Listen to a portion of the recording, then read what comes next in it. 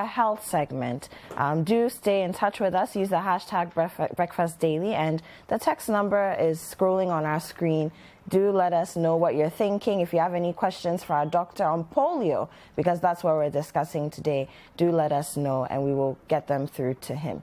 Now, polio has been a big conversation. I'm sure a lot of people growing up, you've heard about polio, you've been vaccinated against polio, but do we really know what it is? And recently, we've had community health people going around our houses, trying to vaccinate our children, and a lot of questions have come up. And I must add that in August 2020, so less than 2 months ago, there was an announcement made that Africa has become a polio-free region. What does all that mean? Dr. Owusu is here to clarify it for us. Good morning, Doc. Good morning, Apiorkor. Thank you for coming. Thank you. How's the traffic? You know, with well, the whole it's building. meeting. It's building. But I actually feel like an ambassador now because, you know, you're interviewing me. Yes. Oh, see you, shame. But how are you doing? Very, very well. Very well. Good. So polio. Let's start by talking about what it is, because a lot of people, I mean, from the time you're born until the time you become an adult, all you know is there's something called polio. You're vaccinated for it. You didn't get it. Yeah. Hooray. Let's move on with life. But what is it? Well, polio is a viral infection. Okay. And as is typical of all viral infections, we don't have a cure. And so we have to vaccinate against it. In fact, it's one of the childhood killer diseases, as we used to, they used to advertise on TV and all that. So once your kid is born, there's a schedule. Three vaccinations, polio vaccinations over a period. They start the first one at 6 weeks, then 4 weeks later, and then 4 weeks later. You know, and so ideally, every kid in Ghana or in Africa, for that matter, should be vaccinated against polio. Right. Unfortunately, the coverage is not where we want it to be, and that's why. Even though the WHO may have declared that we have the virus free, there has been a recent outbreak which is necessitating the recent community vaccination. Exactly, that has been going on in recent times, and so it's something that WHO has declared it's a virus that needs to be gotten rid of. And it's one of the viruses that we can actually get rid of because the human being is the only host. So interesting. Yes, so we can actually deal with it. It's just that I don't know if I should say some people's stubbornness, number one, and also poor resource mobilization on the other hand it's making it difficult for us to achieve that target. So how is the virus contracted? It's actually contracted, we call it fecal-oral. Okay, this is the polio virus, The polio virus, yes. Okay. It's a fecal-oral transmission. What that means is that somebody who has the virus will shed it through their stool. So now if this stool gets in contact with the next person, that person could catch it. Or if this stool contaminates a water body and then the community uses that water body, especially if they are drinking that water source freshly, they could also contract it. So it's a fecal-oral transmission. So then I can understand why it's been an issue for us, because open defecation is still a huge problem that we're facing sanitation-wise. And flooding actually tends to aggravate or exacerbate outbreaks of polio. Okay. Of course, we are not seeing it as just like cholera or any of the others. Exactly. So that's why you find polio outbreaks in communities where sanitation is poor or they have poor access to drinking water. Right. Because like you said, open defecation is a problem. If it rains, the rain carries the waste into the water bodies. People use that water body to cook, to bath, to do all sorts of things, and then they get infected as well. And of course, we still have communities where people are sharing water sources with animals. Exactly. So, okay. And the most at-risk group of people are the children under 5. All right. And so that's why all the immunization programs have focused on children under 5. So that's the whole history behind polio. Okay, so from what I've read, the polio virus affects the nervous system. Is that right? So your nerves, your muscles, your mobility is affected. Indeed. How does that work? So I'm sure you've seen people. We don't see as many in recent times, but in the past you see people with a sort of, should I say, for lack of a better word, a shriveled limb, usually one limb, sometimes 2 limbs. They can't walk, they need crutches or they need support to walk. That's actually polio. Okay. So it affects the nerves that usually supply the lower limbs. Okay, so viewers, we have pictures of what polio looks like, how it manifests on the screen, so you can take a look at that.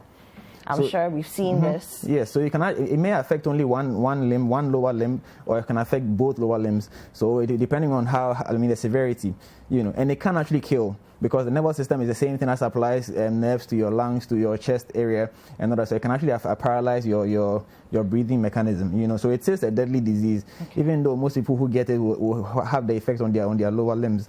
And so we are not seeing it as much lately because the vaccination program has been quite effective. In fact, it was so effective that we thought we had overcome it. Now, but the interesting thing is that the current outbreak that we are having is not.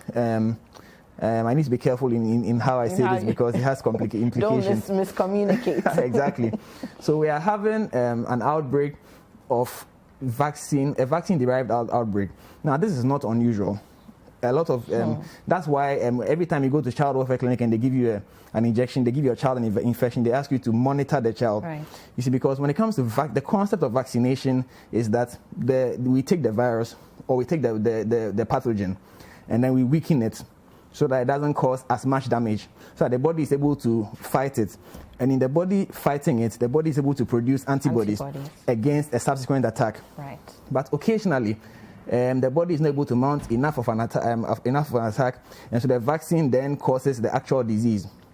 Wow. Exactly. So that's what we're facing now. That's what we are facing currently. Okay. Now. So was it a mutation with the vaccines that have been on the market? No, it's not a mutation.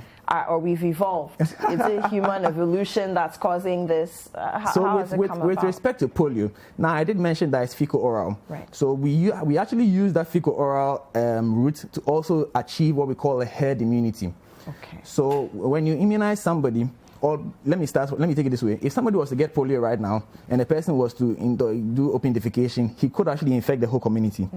So we actually use that same approach through the vaccination to also get the whole community immunized without necessarily actually going to immunize everybody. So when you give that kid the polio vaccine, automatically when that kid should defecate, and then that the polio vaccine gets into the system, other people who also utilize that water or whatever will, in effect, also get vaccinated. That's very interesting. So that's what we call a herd immunity. Unfortunately, interesting. Yes, polio is actually a very interesting subject. Unfortunately, in areas where the vaccination coverage is very, very poor, in other words, very, very few people have actually received the vaccine, the herd immunity we are trying to achieve could result in what this outbreak we are dealing with currently. Okay. Because not enough people have been immunized. Right. And when it comes to polio, it's not good enough that you get vaccinated. You must make sure that your neighbor gets vaccinated, because the more people who get vaccinated, the less the chance of what we're actually seeing today. Okay. So that's what makes polio actually very, very interesting. Very, very interesting. Now, we mentioned, you mentioned earlier that at some point we're hearing the 6 killer childhood diseases, all of that. It's actually increased now. Now there are many, and I mean, for parents who are watching, I want you to be very circumspect about this and pay attention, because we do have officers going around your homes, and for the next part of this conversation, I need you to pay attention so that you know the questions to ask when they come. Now, if you've had a child, you're given a vaccination booklet, right, Dr. Owusu? And there are all these vaccinations listed there. Polio 1, 2, and 3 are there. So in my case, my 2 kids have been vaccinated. The officers come home and say, oh, you know what, we're doing this exercise. You can give it to them again. It doesn't matter. Is that true? Well, it's true. Okay. So they can actually be given. So with polio, there's the routine polio 1, 2, and 3, which I mentioned at 4-week intervals when they are born. So I think the first are 6 weeks, the next are 10 weeks, and then at 14 weeks. So that's the routine. Everybody must have it. Then we also have the periodic national immunization days. Okay. And the aim of the national immunization day is to sort of mop up, so that in case anybody was missed, it's assumed that once you go into the community, because you are going to them, you are not likely to miss anybody, because for the parent to carry their kid and come to the hospital, some of them don't just do it. Right. So the national immunization days are aimed at mopping up. And so, and thankfully, the polio vaccine is a free vaccine, isn't it? Well, basically, almost all the child welfare clinic vaccines are actually free, and the national immunization day also is free. you know. And so when you actually take that vaccination, it doesn't change anything. Okay. It rather offers a second line of protection, or even a third line of protection. Okay. It's because there are different strains of the polio virus. In fact, there's polio 1 and polio 2 and polio 3 subtypes, and all of these, depending on when your child was born, he or she may have had one type and not the other type. So again, the National Immunization Days tries to bridge everybody, brings us all to the same level. Okay. And most of the time, the National Immunization Days are targeted. So if there's an outbreak, let's say in this recent outbreak we are experiencing, which is last year, actually not recent as in this year, we had a case in Tamale, we had a case in Agbogbloshie. You know, Tamale, northern region, and then Agbogbloshie, there's a linkage. You know, so there was one case. The rural-urban migration, the drift. Exactly. Yes. So we had one case in the northern region, and we also had one case in Agbogbloshie. And so the target has been those areas, those kind of areas where there's the poor sanitation, poor water protection or water supply. The slum areas. And so that's the thing. It does not, even though the aim is to reach every child everywhere, well, personally, my kids, they didn't come to my house. So I had to actually take them. They sent out text messages. I don't know, I mean, SMS messages, just trying to let people know that this was happening. I received one. I actually got one, so I was waiting for them, but they never showed up. So they have to come and apologize. But have they completed the exercise, or they're still going on? They've completed the first phase. Okay. In fact, they did the very first phase much earlier in the year, and they did the second phase just last week, and there's going to be another phase in October as well. Okay. So we are hoping that they'll remember us in October and come by. so if they come by your house, let them do it, you know, because as many people as are available to receive the vaccine, that is how we will bring down the outbreak. Because I already mentioned that if you get vaccinated and your neighbor is not vaccinated, the protection is not going to be 100%. Right. So it's very important that as many people as possible get vaccinated against polio. Of course, within the target age group. Brilliant. And the target age group is below under 5 years? Yes. Okay. Now, a very important question, and I think everyone, again, needs to pay attention to this. Are there any side effects of the vaccine? Because I've heard cases of kids being vaccinated, particularly with the polio vaccine. Yeah. They get home, they're running a fever. In some cases, they've broken out with rashes. Are there any side effects? And what are the things our parents should look out for after the vaccination has happened? Okay, so there are side effects to every vaccination. And as I mentioned, what we are trying to do is that we are trying to expose the human body to the actual causative agent in some cases, so that the body can mount a defense. So it's like you catch the polio virus, then you take out their bites, and then you introduce him or her to the human body. To the body, the human body does not know that you have taken out the bites, so the body will mount the same kind of defense that it would have mounted if the polio had attacked. Right. But because this polio does not have a bite, the body is able to win the fight. Okay. And so, in the course of the fight, you as a human being, you're going to experience the same symptoms that somebody who had been exposed to polio would experience. So the child may have the fever, may have the runny nose, because most viral infections will give you the runny nose and the headaches, but the child cannot complain about headaches, so the child will become irritable. So you notice that there's fever, there's some irritability, refusal to eat. You know, in some cases, they may actually get the flaccid paralysis. When we say flaccid paralysis, we mean that you may actually notice that the limbs have become weak. Numb, so, okay. And so that's why you have to monitor this child, especially within the first 24 hours to 48 hours, as closely as possible, and then report back to the hospital or the child welfare clinic if you notice any of these things. So fever, irritability, difficulty to feed or refusal to feed, and flaccid paralysis, if we are talking about polio vaccine specifically. Okay. But all other vaccines have similar things. So even if you went to take a vaccine for yellow fever or any of the other diseases, if you notice such symptoms, you have to return to the clinic as soon as possible. It does not mean that the vaccine is not good. It does not mean that the vaccine is fake. It just means that the child is mounting immunity, like an immune response to the vaccination he or she has received. Okay. So my last but one question would be, we've said that the target groups are below 5 years of age.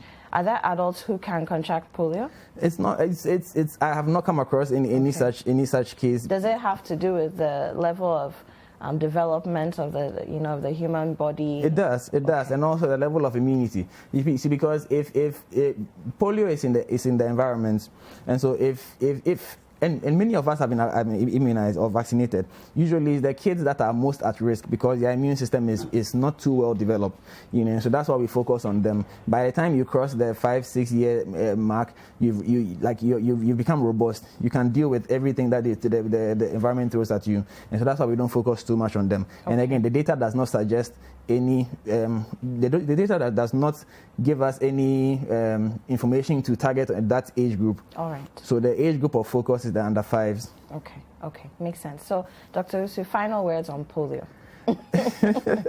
So polio is a disease that we can actually beat, and we've done so well. If you look back in the data from the 1980s coming down, you realize that we are almost at the finish line.